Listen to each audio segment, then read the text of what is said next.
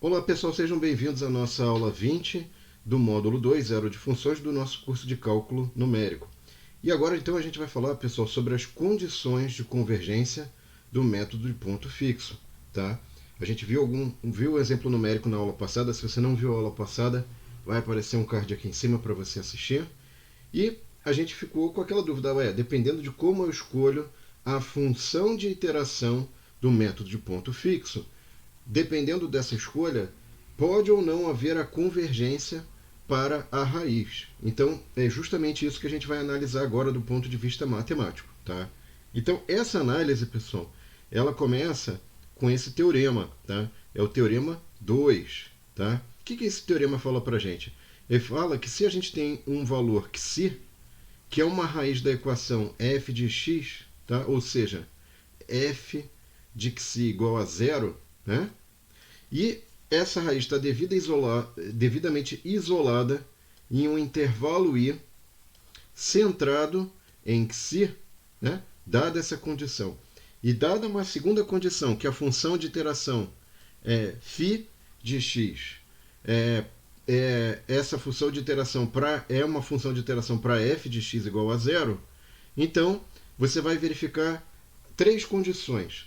A primeira condição é, será que φ de x e φ' de x são contínuas, né? Em i, no nosso intervalo i. Tá? Lembrando aí, pessoal, que a derivada também é uma função, né? A função derivada, né? Da iteração, da função de iteração de f de x. Tá? Outra coisa importante, o módulo de φ', né? O módulo da derivada da função de iteração extraída ali da f de x, tem que ser menor que m, menor ou igual a m, e esse m tem que ser menor que 1, para qualquer x pertencente ao intervalo i.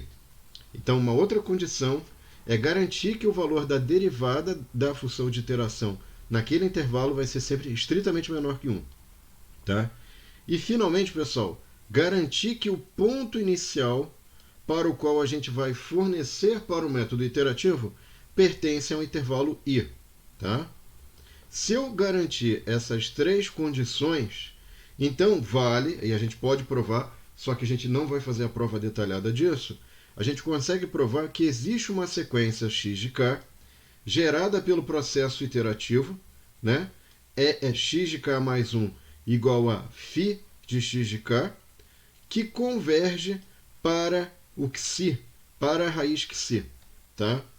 Então, a gente pode provar esse teorema, a gente não vai fazer isso. O que a gente vai fazer é usar esse teorema no exemplo anterior, no exemplo numérico anterior.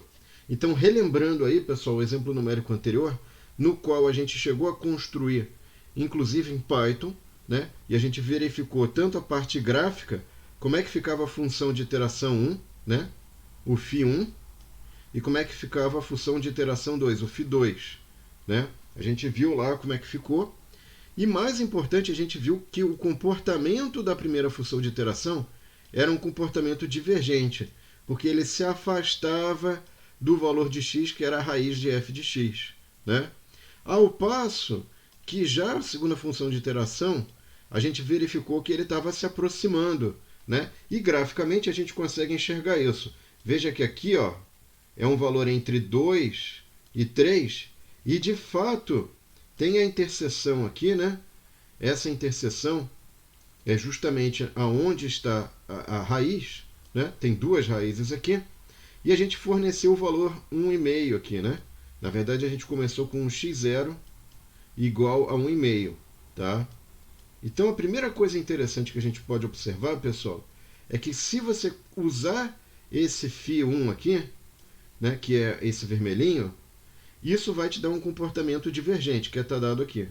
Agora, se eu usar esse outro φ2 aqui, que é essa parece uma reta, mas não é uma reta, tá? Isso vai te levar ao ponto ali, que é uma raiz, tá? Então, vamos fazer o seguinte, vamos relembrar, pessoal, como é que foi essa história de obter a função de iteração, né? A função que a gente estava analisando era x² mais x menos 6 igual a zero. E a gente consegue, de fato, fazer uma fatoração e consegue, através de Bhaskara, né, consegue encontrar as raízes dessa equação, tá? A gente não precisaria, em princípio, usar um método iterativo. O que a gente está fazendo é testar, né, como é que vai ser o comportamento do nosso método para uma função que a gente conhece o resultado, tá? E aí a primeira função de iteração que a gente extraiu daqui, pessoal, foi fazer o quê? Foi isolar o x, né? Para deixar o x do lado esquerdo da equação e passar o resto para o segundo termo aqui da equação, tá? A segunda função de iteração, pessoal, eu isolei o x quadrado, né? E a partir disso eu consegui obter o segundo termo aqui da função de iteração, tá? Então esse aqui é o nosso φ1, função de iteração 1, e esta é a nossa função de iteração 2, tá? O que a gente pode verificar? A função φ e φ', para os dois casos, são contínuas, tá? Então, se você pegar e encontrar a derivada também das funções, você vai verificar que é contínua, não tem descontinuidade. Perfeito. Agora, se você pegar o módulo da derivada da função de iteração 1 e o módulo da derivada da função de iteração 2, o que a gente vai perceber, pessoal? A primeira função aqui, o φ1, se eu fizer a derivada, vai dar menos 2x, tá? Se eu aplicar essa condição que está dada aqui, menos 2x módulo, menor que 1, eu vou cair aqui, ó, nesse caso aqui. Eu vou ter que, x vai ter que ser entre meio e meio, né? Ou seja, não existe valor de x para o qual esta condição será respeitada. Porque ele está entre meio e meio e não pode assumir igualdade. Ainda tem esse problema aqui, ó, não pode ser igual. Tá? Então não tem valor de x para o qual eu garanto essa condição. Tá? Já se eu pegar a segunda função de iteração, que está dada aqui, se eu pegar e fizer o módulo, né, e fizer aplicar a condição de que tem que ser menor que 1, então eu peguei esse cara aqui, apliquei a derivada, tá? Que dá isso aqui, dá esse valor, essa derivada aqui, eu vou aplicar a regra da cadeia, né? Então aqui seria 6 menos x elevado a meio. O que eu faço? Eu vou derivar esse cara. Então o resultado vai ficar meio, menos meio, né? Porque eu vou subtrair 1. Aqui vai ficar menos meio. Tá? E derivada do que está dentro, né? Só que o que está dentro é menos x. Então aqui você vai multiplicar por menos 1 e vai ficar 6x aqui, né? Você mantém o que está fora aqui e multiplica pela derivada do que está dentro. Isso vai dar menos meio, que é esse valor, e aqui é a raiz de x. Sorry, eu esqueci que o que está dentro aqui é a raiz de x, né? Então, esse carinha daqui, pessoal, como é raiz de x, só que como está com o expoente menos, o expoente menos faz o quê? Faz ele ficar no denominador. Então, o meio é raiz e o negativo faz o que está no numerador vir para o denominador na forma de raiz. Então, é menos meio por causa desse menos aqui, a derivada do que está dentro. Aqui é raiz, só que como está com o expoente negativo, esse cara vai para baixo, né? Sempre que tem um expoente negativo, significa que você tem que fazer o inverso, tá? O ponto importante aqui agora, pessoal, é que esta é a nossa derivada. E para ela, eu tenho que ter um valor de x, eu tenho que saber qual é o valor de x para o qual essa expressão será menor que 1, estritamente menor que 1, o módulo dela, né? E aí eu chego à conclusão, pessoal, que o nosso x vai ter que ser menor que 5,75, tá? Então, se eu te der um ponto inicial que é menor que 5,75, para todos os valores menores que esse valor, né, que 5,75, a derivada de φ2 vai ser estritamente menor que 1. E aí, essa função atende essa condição, atende essa, e as duas, o ponto inicial que eu dei aqui é 1,5. Na verdade, aqui não atende, tá, pessoal? Porque esse cara daqui tem que estar entre meio e meio, então não tem ponto inicial que sirva. Então aqui seria a resposta não, tá? Deixa eu botar não. Depois vai aparecer corrigido no PDF que vai estar na descrição do vídeo, tá, pessoal? E aqui o nosso x0 escolhido, que é um e-mail, atende sim. Está dentro do intervalo I, para o qual as condições de convergência são adequadas, tá? Muito bem. Então, pessoal, veja o seguinte. Uma outra coisa importante que a gente tem que tomar cuidado, que além das condições de convergência, eu tenho que fornecer para o meu algoritmo um critério de parada. A gente já tinha feito isso lá no método da bissecção, mas aqui a gente não tinha falado ainda disso, tá? Então o que acontece? O critério que a gente vai utilizar aqui, pessoal, é um pouquinho diferente do que a gente tinha visto lá no método da bissecção. O critério nosso é o seguinte: para o método ponto fixo, eu vou escolher um xk, uma aproximação x de k, como raiz de xi, né? como a raiz xi, se xk menos 1, ou seja, eu tenho um ponto e comparo com o anterior. Se a diferença entre esses dois valores, o módulo dessa diferença, for tal que isso é menor que um epsilon, né? Se isso aqui é menor que um epsilon, e essa função de iteração nada mais é que aplicar a função de iteração para achar o x de k no ponto anterior, né? Então eu tenho o ponto anterior, fiz um passo usando o método iterativo. Se isso for menor que um epsilon, ou se o valor da função é menor que um epsilon naquele ponto, o valor da função naquele ponto que eu tenho é menor que uma certa precisão, ou seja, é muito próximo de zero a função, então eu garanto a convergência. Na hora de verificar se eu devo parar o método iterativo, eu vou olhar essas duas condições. Eu vou olhar o valor da função e o valor de x, tá, pessoal?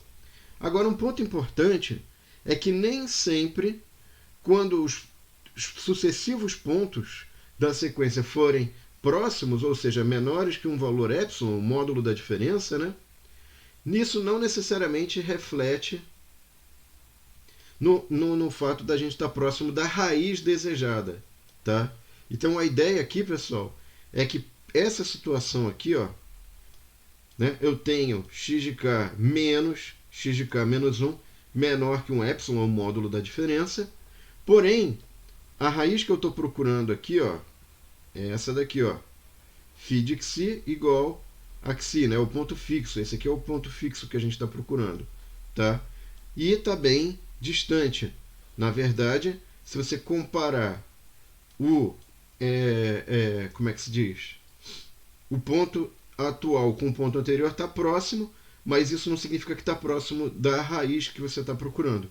Então, um jeito de evitar isso, ou de tentar escapar disso, seria ter também a verificação adicional de se aquele ponto x de k, se a função naquele ponto está próxima de zero.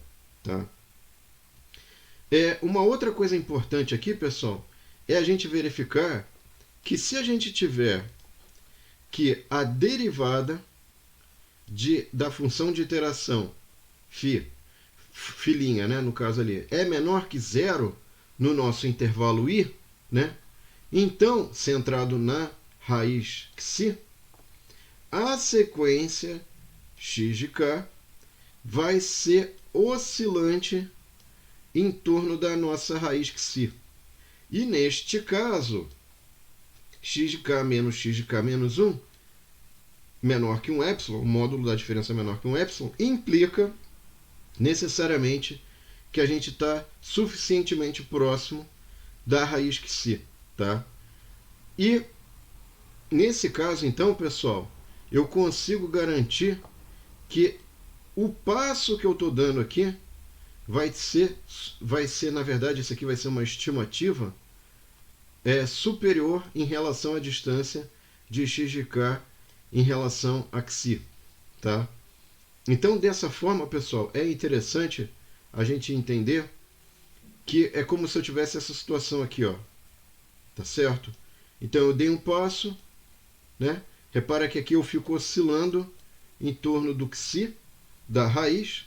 Por quê? Porque justamente nesse caso, se eu fizer o cálculo da derivada da função de iteração φ' de x, nesse intervalo I ela é menor que zero. Tá? Então a ideia é que o fato dessa derivada ser menor que zero vai provocar essa oscilação, mas leva à convergência. Porque toda vez que eu aplico o valor da função, né, da iteração no meu ponto, o valor seguinte vai ser ainda menor em módulo. Tá? Então essa é a ideia embutida quando a gente observa essa condição de parada, tá? Que é essa condição específica aqui quando eu tenho o método iterativo, a derivada da iteração, da função de iteração menor que zero. Tá? Isso é só uma observação, pessoal, para a gente entender o comportamento das funções de iteração. Então não é qualquer função de iteração que funciona, tem que obedecer algumas condições, e para certas condições eu garanto certas propriedades, eu só preciso observar uma parte do critério de parada, eu não preciso observar aquele critério adicional de verificar também o valor da função no ponto da sequência. Tá? Na próxima aula, pessoal, a gente, através desse arcabouço, vai verificar uma coisa super importante, que é a velocidade com que o meu método pode convergir, que é o que a gente chama de ordem de convergência. Isso impacta diretamente no tempo computacional necessário para você chegar numa solução. Em aplicações críticas, isso é super importante. Aplicações críticas que demandam tempo computacional rápido, né? Coisas que não podem ficar esperando tempo de processamento. Então, isso também vai ser interessante para a gente abordar na próxima aula. Espero que vocês tenham gostado. Não esqueça de curtir e de compartilhar para que mais pessoas tenham acesso a esse conteúdo. Obrigado e até a aula 21 então, pessoal. Tchau!